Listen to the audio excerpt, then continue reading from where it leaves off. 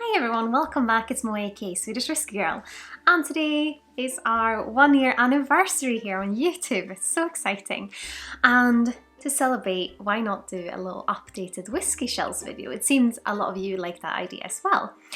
And yeah, I've done one before, but I think I've actually also had a little bit of issue with audio on that one for some reason.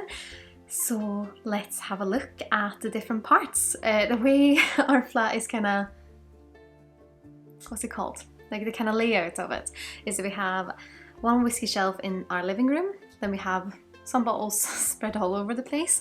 We have one little cupboard where we have unopened bottles, and then I have my little workspace in our box room. So I'll show you all of that. And if you see any bottles or whiskies that I haven't reviewed yet or you'd like me to talk more about, let me know. And I'll try my best.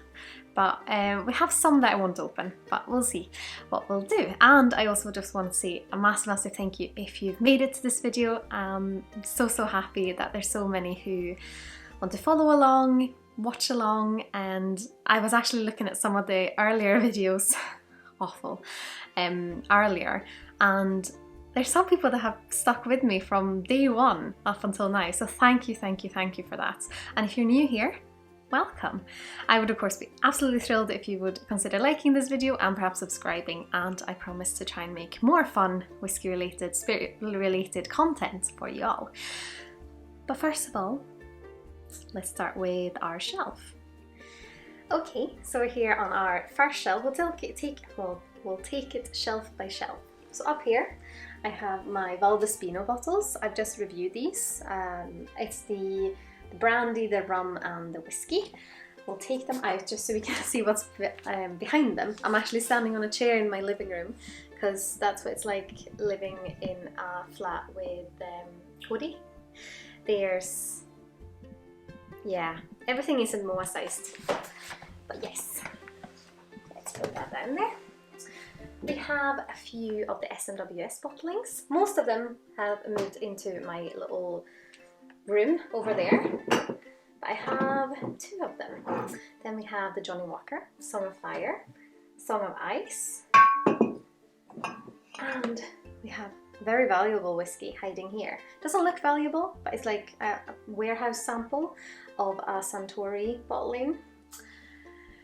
I can't remember what it's called, that cask. Can you remember, Cody? Nope. Nope. But yeah, it retails about 700. I'll put it up on the screen. I have reviewed that one. It's really lovely. And Kavalan Solist Vigno Barrique. Really yummy whiskey. I really want to try more Kavalan Solists because the ones I've tried so far have been chef's kiss. Let's have a look. Canasta cask? Is that a thing? No, it's not that. It's something with Montilla cask, maybe? Oh, it could be Montilla. And yes, say hi to Cody. He's behind the camera. Hi. And of course we have my Macmunas. They sit here because I like the colours of them and it looks visually nice. It stops it from looking too chaotic. You'll see what I mean on the shelf lower down. But back here is my Eva hiding. That is, don't have much left of it, but means a lot because I got it from the master blender, Angela herself. And then we have Jaktlycka. I think I've reviewed most of these. I know I haven't reviewed all of them, and I know there's some that have asked for them. Ask me again and I'll try and do it as soon as I can. But we have Jaktlycka Vinterglad, Grand Te, Skördetid. Here in the back we have Prestige.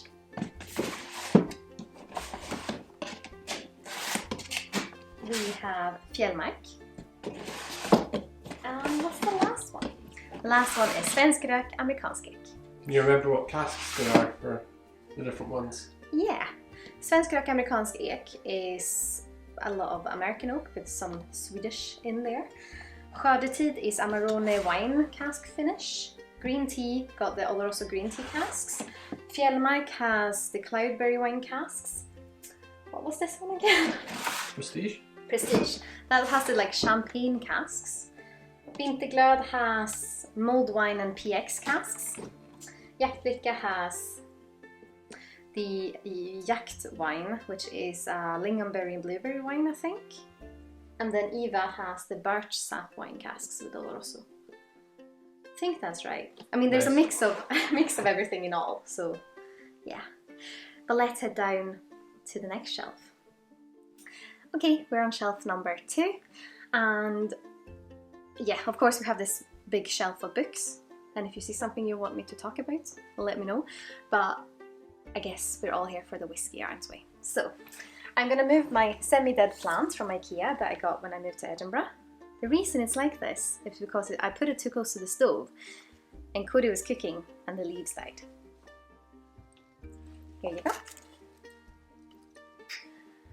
So yes, this is something I've been thinking about. What do you do with whiskies when you bought them and opened them? Do you keep the boxes or do you throw them away? Or not throw them away, recycle them. Very important. I have this little shelf with the boxes, and the one at the top, as you could see. So I just thought it looked nice. But I know some people might not keep the boxes, so I was just curious. Let me know in the comments below if you keep the boxes or if you recycle them. But yes, we have a little sample of Talisker 10. I can't believe I haven't tried this in a really long time because I really like this from memory. It's the Black Bull Kylo. Then another yummy one that I got Cody when I was out travelling is the Glenfiddich 15 from the distillery. It's called the Distillery Edition. Yeah. Then we have the inaugural release from Macmillan, Scallywag, Timmer's Beastie, Airstone. Is this the Aldi one? I can never remember. I don't know what supermarket sold it. It's actually. a supermarket one, anyways. Yeah. William Grants and Sons. Quite nice. I have reviewed it. Tomato Fino, which was my top whiskey of last year. Yamasaki's hiding there. Glenlivet Captain's Reserve. Tourmore. It's not the easiest way of moving things around. Another supermarket whiskey. Pretty sure this is Tesco. No, it's Marks and Spencer. Completely wrong. Kurayoshi, another Japanese. Firkin with the port casks. Really nice. The English with the wine casks. Sauvignon casks. Capsule. Lovely. And then we have the 1770 in the corner. And I think Cody's whiskey school diploma Yeah. is hiding there The as most well. important thing hidden at the back. So yeah, I'll have to rearrange this, but let's move on to the shelf below. Next shelf. As you can see, it's already quite a few bottles. And here we have a big mix of things. I'll probably move them up a little bit just so you can see them. Black bottle, you know how much I like that one. Abuna. This one that was really interesting, the Orbital, which is a mix of just lots of world whiskies from the Whisky magazine. Have a little sample of Amontillado Sherry, which was sent to me from a really, really kind whiskey lover. Yum. The Deanston kind of single cask ones are often really, really stand out. Even have a little sample of an Octomore 6.1. And what I like about our whiskey collection is that there's so many little quirky things in it, and you know how much I like quirky. This is one of my favourites when it comes to quirky. This is the Omar, so it's a Taiwanese whiskey that has been matured in orange brandy cask. What am I saying? Orange brandy casks. So weird, but fun. Also have some Tully Bardens hiding in here, the 500. We also have the Sovereign, but I am not sure where it is at the moment. I don't think it's on this shelf actually. We have some things like Nomad, which is almost finished. Some Eden Mill, some Skål whiskey Brexit blend that Cody got for Christmas last year. A tiny, tiny bit of Ardbeg Ugadel. Oh, it's almost done. You get another bottle. Yeah. And this yummy, which is definitely not empty. It's one of those that I just save. They're like a dessert, and I just save it for special occasions because it's so yummy, so sweet. If you like sweet whiskies, you probably won't like this. the Dewar's 15, and this one has a really nice story because Cody went to the Dewar's distillery, or to Aberfeldy distillery, but I couldn't go, so he got me this as a souvenir, which was nice. I would have got a full bottle, but it was too expensive, so she got a half. That's all I need, just a little bit. We have Bushmills. We have my favourite Deanston, the brandy cask, and we also have the 12 in there. Then we have a 3-year-old McKendrick's blended Scotch whisky. Supple, strong and silky. The best whiskey in the collection, I think. Yeah, I mean is it open? I No. think it is. No, I think it is open. Is it actually. open? Yeah. I might actually try that. That's it. It's Asta.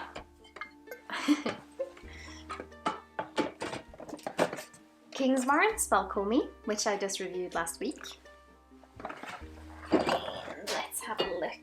Ooh. Another Bushmills. We have Balvenie Caribbean cask in here. We have Baines single grain. That's a yummy whiskey too. And we have Tullamore Dew, Glenmorangie 10. Notch, which is an American single malt. Really nice, peated. And last up, we have the Defilement, which has been finished in chestnut casks. And it's a British whiskey, but not Scotch whiskey, if you know what I mean. So that is all the whiskey kind of in here. Down there I have some rums and some gins and stuff, but I'm thinking because this is the whiskey shelves video, I won't go into those because I don't want to make this 3 hours long either. But another thing we have is that I have a little corner over there where I have a Johnnie Walker Blue, a Glenmorangie Emulsion and my Blantons.